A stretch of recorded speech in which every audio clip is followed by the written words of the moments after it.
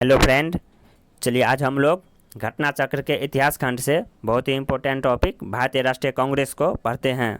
यह बहुत ही important topic है।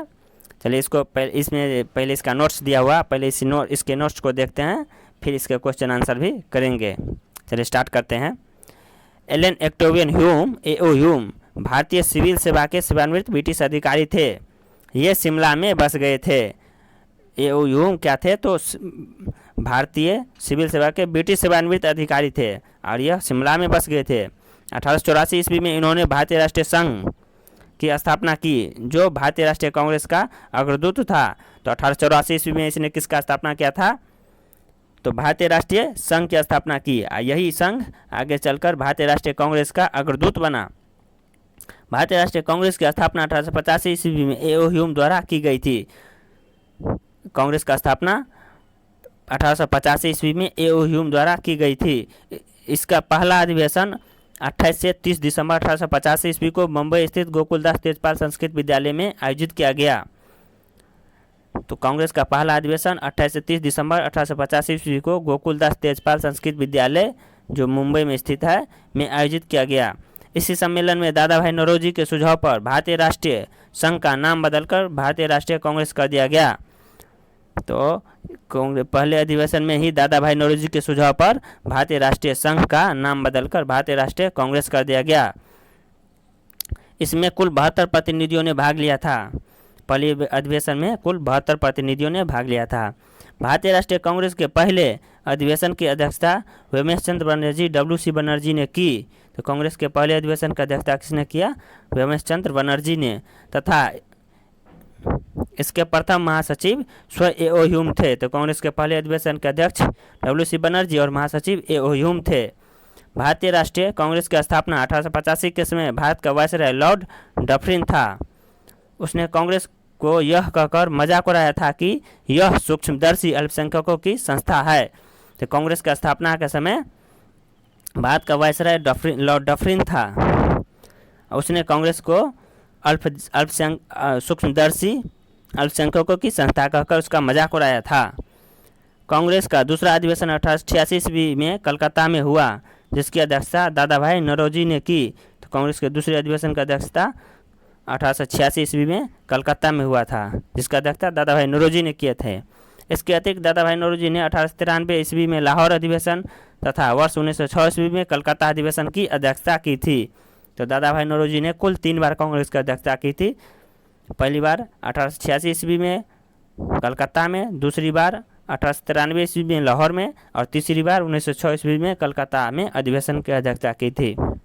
भारतीय राष्ट्रीय कांग्रेस के सर्वप्रथम मुस्लिम अध्यक्ष होने का गौरव बदरुद्दीन तैयब को है। तो कांग्रेस का प्रथम मुस्लिम अध्यक्ष बदरुद्दीन तैयब थे।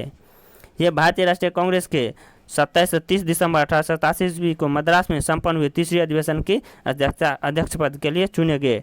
तो कांग्रेस का तीसरी अधिवेशन कहाँ हुआ था? तो मद्रास में संपन्न हुआ था और इसके अध्यक्ष बदरुद्दीन तैयब थे। इस अधिवेशन में कुल 607 प्रतिनिधियों ने भाग लिया। इसी सम्मेलन में पहली बार कांग्रेस के कार्य संचालन का भार प्रतिनिधियों की एक कमेटी के हाथों में सौंपा गया। तो कांग्रेस के तीसरे अधिवेशन जो मद्रास में संपन्न हुआ था, इसमें कांग्रेस के कार्य संचालन का भार एक प्रतिनिधियों की कमेटी के हाथों में सौंपा गया और यह कमेटी आगे चलकर विषय निर्धारण समिति कहलाई और यही कमेटी कांग्रेस के विषय निर्धारण समिति भी कहलाई। भारतीय राष्ट्रीय कांग्रेस का प्रथम निर्वाचित यूरोपीय अध्यक्ष जॉर्ज यूल थे। तो कांग्रेस का प्रथम यूरोपीय अध्यक्ष या अंग्रेज अध्यक्ष भी कह सकते हैं, जॉर्ज यूल थे। इसने भारतीय राष्ट्रीय कांग्रेस के इलाहाबाद में संपन्न हुए चतुर्थ अधिवेशन की 1888 की अध्यक्षता की। तो कांग्रेस का चौथा अधिवेशन इलाहाबाद में हुआ था, जिसका अध्यक्ष जॉर्ज यूल था।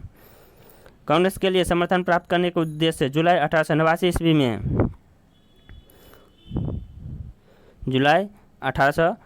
ईस्वी में लंदन में विलियम डिग्बी की अध्यक्षता में ब्रिटिश कमेटी ऑफ इंडिया की स्थापना की गई। यह इंडियन नेशनल कांग्रेस की एक समिति थी। इस समिति ने भारतीय मामले से अंग्रेज को अवगत कराने के उद्देश्य से इंडिया नामक साप्ताहिक पत्रिका निकाला।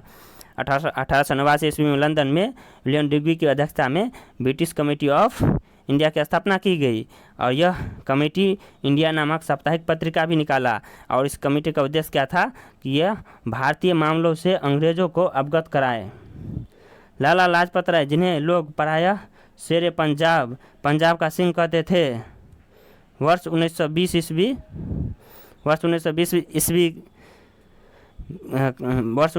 में कलकत्ता के विशेष अधिवेशन में भारतीय राष्ट्रीय कांग्रेस के अध्यक्ष बने।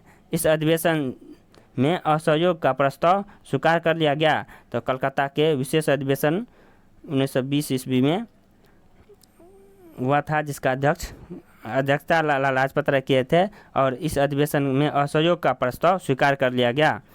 Shrimati Annie Besant Anglo Ireland कुल से थी।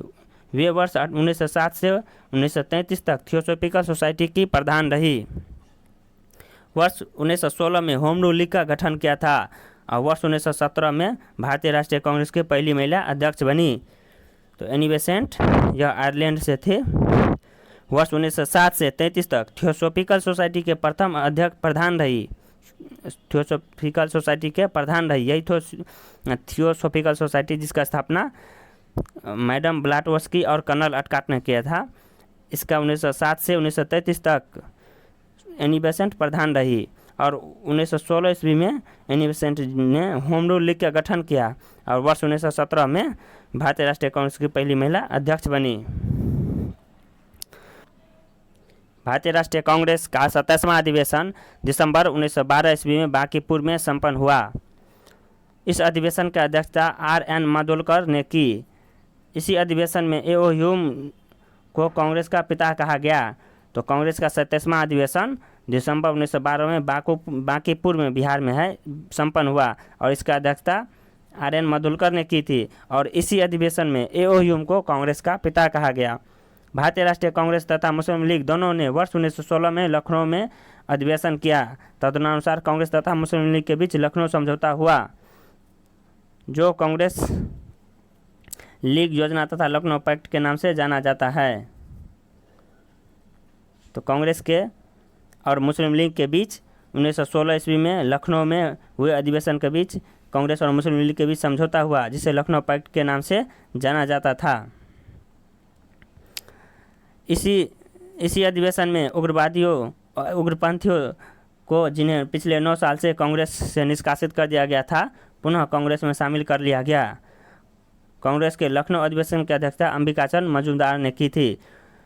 तो कांग्रेस के लखनऊ अधिवेशन के 1916 में जो हुआ बहुत इंपॉर्टेंट है, क्योंकि इस अधिवेशन में कांग्रेस, मुस्लिम लीग और कांग्रेस के उग्रपंथियों के बीच समझौता हुआ था। यही उग्रपंथी जो 1907 में सूरत अधिवेशन में विभाजित हो गए थे। कांग्रेस नरम दल और गरम दल में बट गए थे। भारतीय राष्ट्रीय कांग्रेस के लखनऊ अधिवेशन 1916 में बाल गंगाधर तिलक ने कहा था, स्वराज मेरा जन्मसिद्ध अधिकार है और मैं इसे लेकर रहूँगा। तो इसी 1916 के अधिवेशन में बाल गंगाधर तिलक ने कहे थे कि स्वराज मेरा जन्मसिद्ध अधिकार है और मैं इसे लेकर रहूँगा। 1888 ईस्वी में सर सैयद अहमद खान ने एक संयुक्त भारतीय राजभक्त सभा बनाई, जिसका उद्देश्य कांग्रेस के प्रचार को निष्फल करना था और लोगों को कांग्रेस से दूर रखना था। वर्ष 1900 ईस्वी में कर्जन ने कहा था, कांग्रेस अब लड़खड़ा रही है और जल्द ही गिरने वाली है। मेरा सबसे बड़ा मकसद भी यही है कि मेरे भारत प्रवास के दौरान ही इस पार्टी का अंत हो जाए। भारत की स्वतंत्रता प्राप्ति के बाद महात्मा गांधी ने भारतीय राष्ट्रीय कांग्रेस को समाप्त करने का सुझाव दिया था। तो गांधी जी ने स्वतंत्र प्राप्ति के बाद बोला थे कि कांग्रेस का अपना लक्ष्य प्राप्ति कर लिया है, अब इसे समाप्त कर दिया जाए। लॉर्ड विलिंगटन ने कांग्रेस के 30वें अधिवेशन में भाग लिया था। लॉर्ड विलिंगटन ने कांग्रेस के 30वें अधिवेशन में भाग लिया था। इस दौरान वह बम्बई के गवर्नर था। जिसमें वह कांग्रेस के 30वें अधिवेशन में भाग लिया, उसमें वह बम्बई का गवर्नर था। यह अधिवेशन बम्बई में वर्ष 1915 में आयोजित किया गया। महात्मा गांधी ने केवल एक बार 1924 के बेलगांव अधिवेशन की अध्यक्षता की। तो गांधी जी कांग्रेस के सिर्फ एक बार 1924 में बेलगांव अधिवेशन की अध्यक्षता की। सरोजनी नायडू प्रख्यात कवयित्री और राष्ट्रवादी नेत्री थी। वर्ष 1925 के कानपुर में हुए भारतीय राष्ट्रीय कांग्रेस के 40वें अधिवेशन में वह कांग्रेस के प्रथम भारतीय महिला अध्यक्ष बनी। वर्ष 1947 से 1949 तक यह उत्तर प्रदेश के राज्यपाल रही। सरोजिनी नायडू जो प्रथम भारतीय महिला अध्यक्ष थी कांग्रेस का, वह उत्तर प्रदेश के राज्यपाल भी रही।